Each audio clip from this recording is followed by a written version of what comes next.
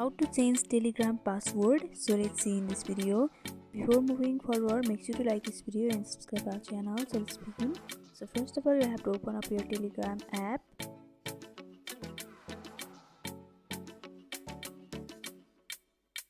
After opening up, you will be able to see this interface. After that, in the left upper corner, you will be able to see the three-line horizontal bar. So simply tap on that. After tapping on that, you have to simply go through the settings.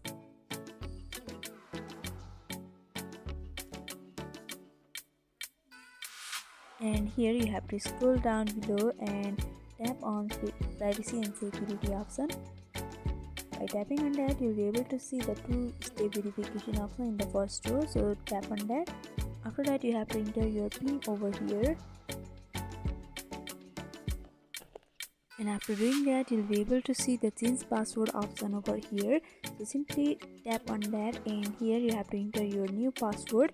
After entering, you can simply tap on arrow option, and from over there your password will be saved.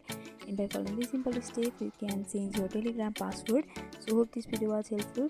Don't forget to like, comment, share and subscribe our channel for more videos like this. Thanks for watching.